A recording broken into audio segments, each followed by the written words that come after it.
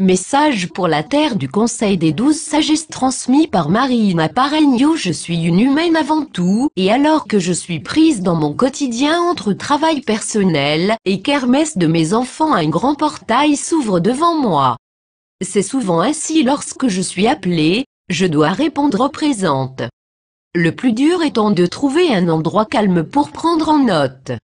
Mon âme transite dans ce flux ascensionnel, et je suis appelée de façon urgente à siéger dans une salle où se trouvent 12 hommes vêtus de blanc, sorte de conseil supérieur, positionnés en arc de cercle tout autour du cristal rubis, le cœur de la Terre. Ils opèrent le cristal de la Terre, dirigent les opérations. Je me positionne à la gauche de ce conseil. Je suis la mandatée en tant que secrétaire, afin de prendre des notes et les retranscrire pour la Terre. Je suis la seule femme. L'ambiance est grave, je suis une apprentie et dois rester silencieuse et écouter seulement, mais je ressens cependant cet amour bienveillant émanant de ce groupe d'entités. Je vois une entité comme Saint-Pierre recevoir les doléances et jeter certains dossiers à la poubelle en chiffonnant et en faisant des boules de papier. Je ressens l'élément foudre à ma droite, c'est lui qui me fait siéger à côté de lui. Il est tranchant un peu comme l'épée de lumière de Michael Archange. Je n'ai pas intérêt de bouger à ses côtés. Je comprends que le grand chef est Hélio, le grand patriarche, maître de la cérémonie. Ils sont réunis comme pour faire un compte-rendu à Hélio sur notre évolution terrestre. Mon âme a une vibration énorme. Mon cœur se met à tourner sur lui-même très rapidement, mon plexus chauffe. On me dit que je suis dans l'antichambre de la raison, là où les décisions sont prises. La paix règne. Ici aucune faute n'est pardonnée. J'entends, nous sommes le conseil des 12, nous évoquons la droiture. Tu écris pour ton clan et ta famille terrestre.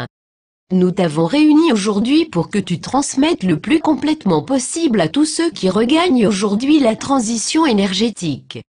Je vois des âmes transiter vers le ciel d'un peu partout des coins du globe, la possibilité terrestre. Ils me disent, vous avez le choix, soit de rester, soit de transiter. Vous avez le choix de l'harmonie ou de la turbulence et l'éparpillement. La disgrâce est un état de non-droit, une projection de l'enfermement. Vous avez la possibilité de trouver des solutions pour parvenir à un nouvel état d'être, pour sauver votre planète. Le champ de possibles s'accélère depuis 2012 et va s'ouvrir à vous, on me montre une centrifugeuse. La lumière du cœur n'est pas prête à s'installer sur Terre, car l'humain n'a pas suffisamment travaillé son identité. Il me dicte que nous entrons dans une phase de cassure des égos, comprenez la cassure des armures et vieilles carcasses ancestrales, qui sont dures à casser. La donne se fera au niveau des chefs d'État, car ils sont les gardiens de cet ancien monde. Ils me montrent la fin de la noblesse en Angleterre. Les têtes couronnées seront décoiffées. L'un d'eux me dit, mais vous ferez fi de ne rien savoir. L'observateur est celui qui conscientise ses actes en réalité. Il renaît toujours de ses cendres et ne pactise avec rien ni personne. Le mentalisme, l'ego sera déstructuré, c'est-à-dire qu'il y aura une nouvelle dimension aurique qui va s'ouvrir. Ce que certains appellent l'entrée en 5e dimension n'est en fait que la découverte d'un nouveau centre énergétique dans la matrice. La matrice ici est notre corps émotionnel et la création d'un nouveau corps énergétique dans l'astral. Je vois des couleurs lilas argentées.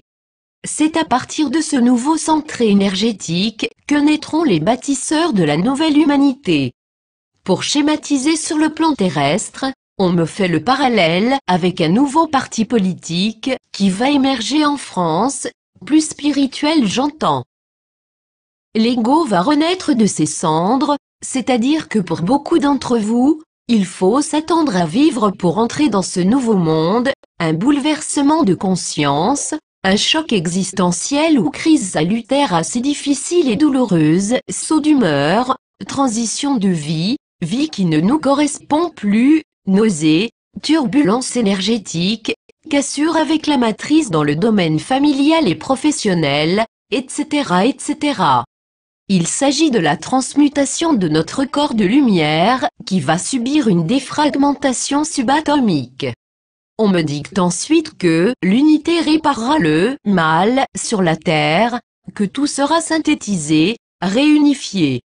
L'humain, les groupes et familles d'âmes, les investissements, les industries, les pouvoirs politiques, les banques, les communautés, etc., etc., il va se produire un phénomène de reconquête par la fusion. On me montre la nouvelle carte du monde, qui va être synthétisée comme un gruyère avec des trous, forme de colonies. On pourra assister à un phénomène de migration massive, rurale vers les villes et sur le plan international. Je ressens que l'énergie de la masse humaine sera moins importante, comme une épuration, que la Terre sera moins lourde, déchargée de négativité aussi. Ils me disent enfin qu'il n'y aura plus de religion, ni de race. L'espèce humaine sera réunifiée après avoir subi un grand nettoyage. C'est ce qu'ils appellent le grand rassemblement. L'espèce animale va atteindre une nouvelle vibration d'amour et pourra aider les humains dans cette transition énergétique. Il faut s'attendre à de nouvelles restructurations et réglementations en ce sens. À partir de ce grand rassemblement, ils évoquent la possibilité pour la Terre de rentrer dans sa grande mutation. Cela prendra des années voire des décennies. Par le changement humain, les hommes réactiveront les nouvelles grilles cristallines, qui se placent tout autour de la Terre, et transmutera l'ancien en nouveau. Ce sera, j'entends l'ère des grands philosophes. On me fait comprendre que la philosophie au temps de Platon a été éradiquée, qu'on a depuis trop longtemps fait taire les philosophes. Ils reviendront en masse pour permettre l'élaboration de nouveaux projets et pour donner de la force aux nouveaux bâtisseurs. Je comprends alors dans ce silence qu'il nous faudra être vaillants travailleurs. Ce monde nous demandera beaucoup de courage et d'efforts pour passer tour à tour dans cette centrifugeuse, sorte de grande épuration massive et mondiale des âmes. Beaucoup d'entre vous seront appelés à guider et à faire transiter les âmes vers le Christ. C'est l'appel que certains d'entre vous, qui avez cheminé, recevront. C'est le rôle des éveilleurs de conscience, qui sont de plus en plus propulsés vers la médiatisation à l'heure actuelle.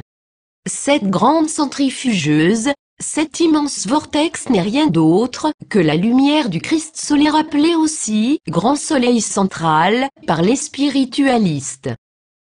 La Terre va avoir besoin des nouveaux bâtisseurs, des créateurs, concepteurs, régisseurs. Ils seront à l'honneur. À ce moment, ma vibration baisse et je ne peux tenir dans cette salle. On me dicte alors tout ce que je dois écrire.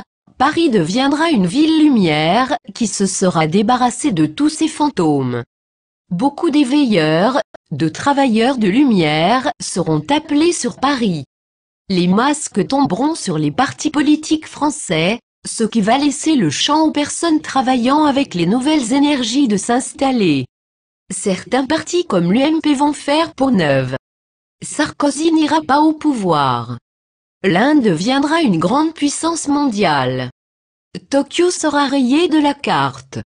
Dysfonctionnement sur la planète au niveau énergétique. Bras de fer entre gouvernements à ce sujet. Difficulté à abolir l'ancien à ce niveau-là. Les USA seront déprogrammés pour perdre leur suprématie, cela est en préparation par le nom et deviendra un pays conseil. De nouveaux talents seront dans les partis politiques.